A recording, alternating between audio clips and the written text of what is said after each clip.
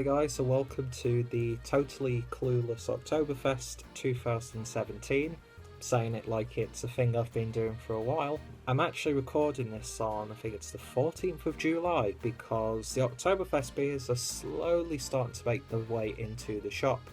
And I thought, so I can get a nice week of videos uploaded. Off to a great start with some thunder there. Not too sure how this is going to pan out. My only rule is whenever I see an Oktoberfest beer that I've not reviewed, I'll pick it up and do a video of it. Probably on the final day, I'll do a head-to-head with what I considered the two best of what I've tried. So really no rules, no patterns, no really special or unique videos of this one. I just wanted to do some Oktoberfest reviews. So we're kicking off with probably the granddaddy of the Oktoberfest beer, and that is courtesy of Paulaner. Now this is of course the 2017 version. I'm not too sure if they've been putting the vintages on these every year, but this is clocking in at 6%, and yeah, fantastic traditional looking artwork. Oktoberfest, it's one of those places I'd like to experience, but at the same time, the amount you pay and the amount of waiting you'd have to do at the Oktoberfest festival itself. Nearly every city has their own little mini festival and carnival, and yeah, sometimes they can be a little bit pricey, but I don't know, I just hate people, I hate crowds, and yeah, although it would be great to have fresh beer, don't get me wrong. You can probably see in the corner, got my Stein, so of course I've got two bottles. So yeah, we're going to have a nice big glass of beer, and it's the only way that you should drink these. So yeah, I had to give it a rinse because I've not used it for quite a while and it was getting a little bit nasty. I have reviewed the Paulaner Oktoberfest beer before, so I will put that link in the description, as well as the playlist to my previous Oktoberfest beer reviews. And if you're watching this either during the week that I'm uploading these or after Oktoberfest week, then I will put the playlist for this video in down below as well, so you can check those out. Really intrigued as to what beers I will be drinking and covering on this, and I will probably be drinking beers that I already have reviewed. It just depends what's available, to be honest. Don't be surprised if most of them come from Munich. Isn't that a pretty looking beer? It's golden, not really straw-like, it's got more of a darker hue to it. Not really going towards that sort of like brown Märzen style, but it's definitely got a little bit more of a darker, roastier colour to it. But yeah, nice and golden, crystal clear, nice carbonation going up to, well, what's actually quite a weak pour on my behalf. But what head I have got is a nice white head. But yeah, it certainly looks the part, doesn't it? So let's see what we get on the aroma. It's got a really sweet dankness to it, that muskiness that you get with the Hellas lager, but it's got a little bit more sweetness to it, slight nuttiness as well. Definitely I'm getting a hint of caramel malt.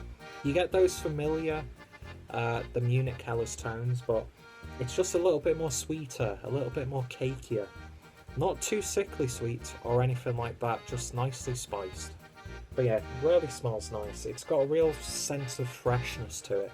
Not too sure when exactly they bottled this beer, but the good thing about beers like this is, from my experience, you'll find the Oktoberfest beers, you know, all the way up until winter, with the sheer stock and amount of beers that they produce. And because of the style that they are, you don't really get any flavour fade or anything like that, so they might not taste exactly the most freshest that they would be. They were proper English beer, but at least it's not like an IPA which seriously loses all that hop character, or with like a pumpkin beer which loses some of that character as well. So yeah, a real sense of longevity with this style, and it's one that I do like to go back to whenever it's available. And sometimes you'll find after the Oktoberfest season, when you find these beers still in the shops, they'll be a little bit cheaper, especially if they're available in 6-packs, which is always good if you want a beer for a party or something like that. But anyway, waffling on, let's get the beer tasted. Looks great, smells great, let's give it a taste. Prost.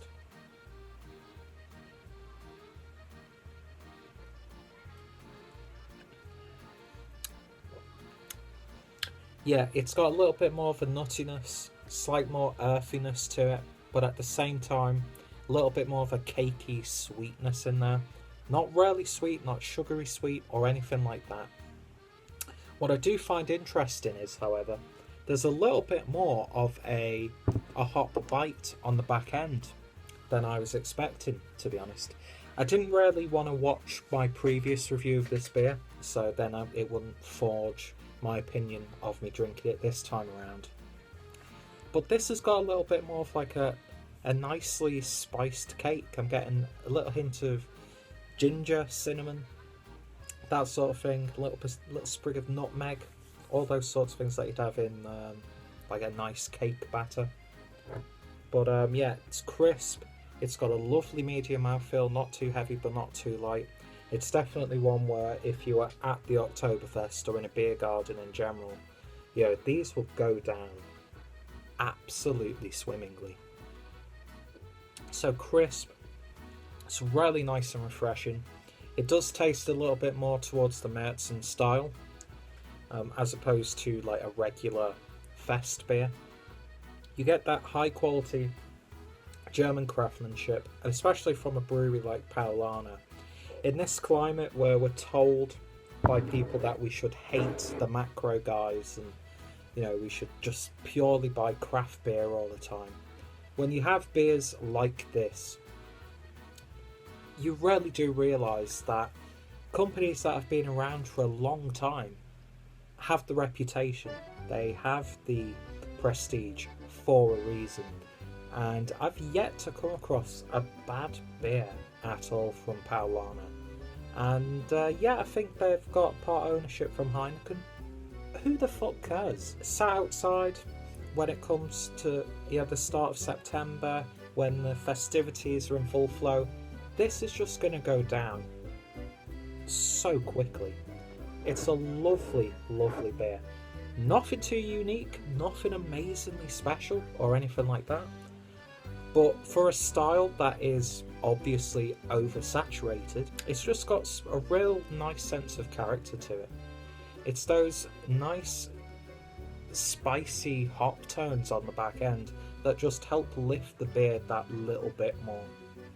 And that sweetness is balanced beautifully, that earthiness is balanced beautifully. Those malts are really nice and roasty, toasty, slightly chewy, a little bit sweet, but you get that biscuity cracker, almost brown bread sort of flavour in there as well. Yeah, it's really a faultless drinking experience. You'll find people who say it's just a boring beer. It's a boring beer. It's not. It's a high quality, drinkable, simple lager that has a little bit more of a personality to it. And again, it's brewed for the festivities, it's brewed for people to drink en masse. It's going to go well with, beautifully with pretzels, cheese, Bavarian, like meat platters, all sorts of stuff like noodle dishes, dumplings, you name it. Bavarian cuisine is perfect for this, and I've noticed that the lighting keeps changing once again. But yeah, all in all, I really can't fault this beer too much. I've drank a good chunk of it already, and it's one that this won't last long. I'll drink this way too fast. But yeah, it's just a lovely, lovely beer. Is it a perfect beer? No. I mean, the Fest beer and the Oktoberfest beer, those types of beers, they're not really my go-to in the realm of the lager or the helles or stuff like that, but yeah, you can tell why this beer is you can tell why this beer is probably the most dominant beer at Oktoberfest. And yeah, it's just going down so beautifully. So in terms of a rating then on the Paulaner Oktoberfest beer 2017, I'm going to give that one a 9 out of 10. The thing that would probably give it a 10 is maybe slight more sweetness, a little bit more of a slight more desserty tone to it, so it goes a bit more towards like a full-on Märzen style. It's just a perfect festival beer in that regard. This is going to be a hard one to beat this week. So if you have tried this one or any of the other vintages of the Oktoberfest beer from Paulaner, let me know what your thoughts and opinions are in the comments down below. Are you attending Oktoberfest this year? Are you looking forward to it? That sort of thing. What are some of your favourite Oktoberfest beers, fest beers in general? And yeah, I hope you'll join me tomorrow for another beer review, which is, it's great because I have no fucking idea what beer that will be. So thank God I've got a few months to get this series sorted. My videos might not be of the highest quality, but I do like to think ahead a little. Anyway, thank you guys for watching, and I shall hopefully see you next time. Prost.